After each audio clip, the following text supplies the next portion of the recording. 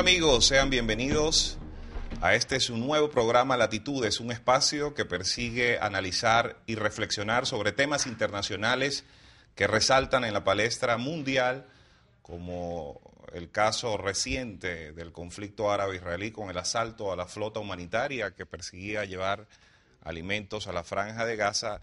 Este tema, este acontecimiento tan importante nos lleva a ser el inicio de este ciclo de programas importantes y que esperamos que sea de su agrado.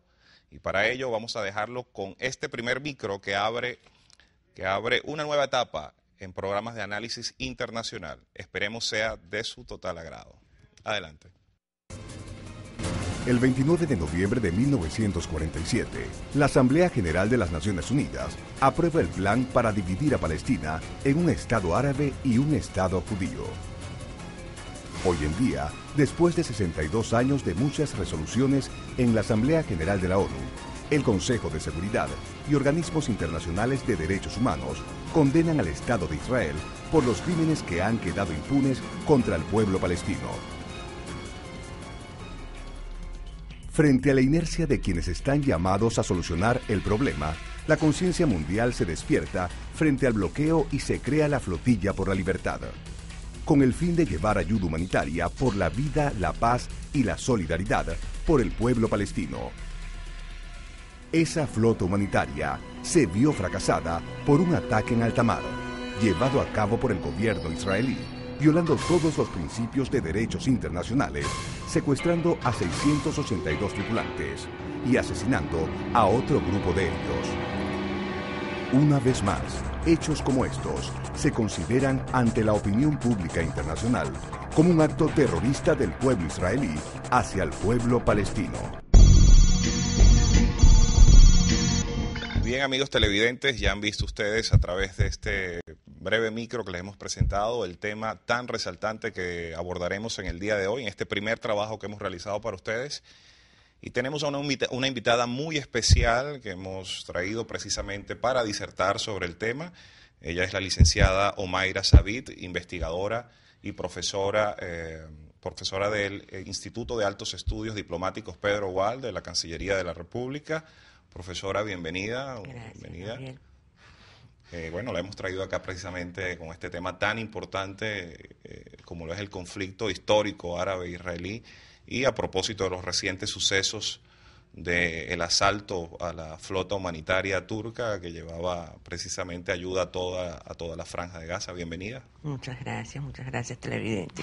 ¿Qué nos puede decir acerca del tema histórico? Generalmente siempre la población está sujeta a bombardeos constantes de noticias que provienen de esa zona del mundo, pero ¿cuál es realmente la génesis o precisamente, sí, la génesis de ese problema? La génesis de la historia contemporánea, como lo acaban de reseñar en el video que acabamos de ver, lo deciden la ONU, la partición de Palestina en noviembre de 1947. Pero previo a eso, ¿qué ocurre?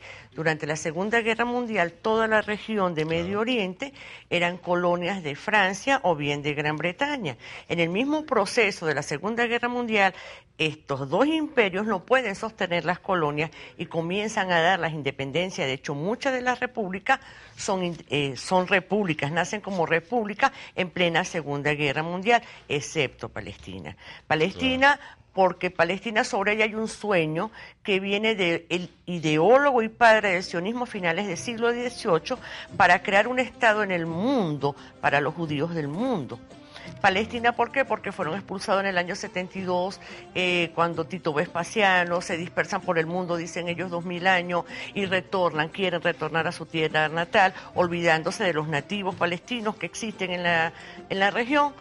Finalmente, en 1917, ya finalizada la Primera Guerra Mundial, se lleva esa petición a través del canciller británico a Su Majestad Imperial para que Palestina se convierta en el Estado para los judíos. Se cristaliza en la ONU. La ONU es el primer organismo que crea un Estado, pero muchos nos preguntamos hoy día si se creó un ejército y sobre el ejército se forma un Estado como tipo camuflaje para desestabilizar bélicamente a la región, o se forma un Estado terrorista y sobre ese Estado terrorista también someter en vilo al resto. En el micro lo acaban de señalar, 62 años.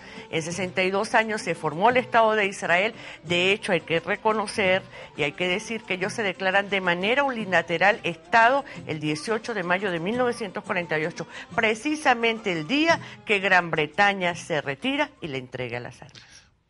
Muy bien. Bueno, con este preámbulo tan importante que nos ha hecho, este recorrido histórico, cronológico de algunos hechos importantes que generan todo lo que es el conflicto árabe-israelí, pudiéramos también hacer una reflexión sobre cuál ha sido la actuación, si ha sido una actuación correcta o una actuación de doble moral por parte de los organismos internacionales como la Organización de Naciones Unidas con respecto a las cláusulas y con respecto a los castigos o a las, si se quiere, a las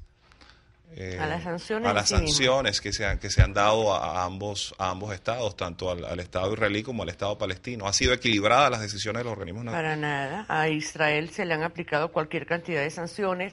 Estamos hablando la guerra del 67, cuando ocupó de hecho Gaza y Cisjordania, ocupó en las alturas del Golán, ocupó el Sinaí, ella por supuesto no la acató. Cuando ocupa el Líbano también en 1982, la resolución, creo que la 425 tampoco la acató. Ella jamás ha acatado ni una sola resolución que emane de la ONU. Pero por supuesto las resoluciones ONU para los países periféricos de Israel tienen que ser acatadas de inmediato. Ya ha sido desobediente y sin embargo, volvemos y repetimos, la ONU es su tutora, su madre, su mentora, su creadora.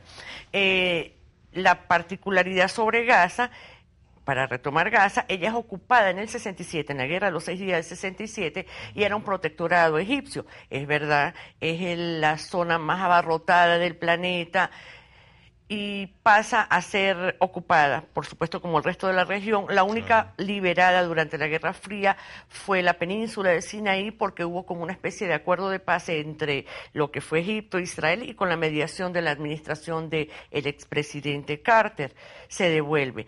Gaza y Cisjordania pierden lo que se llamó la autonomía y comienza la lucha armada palestina.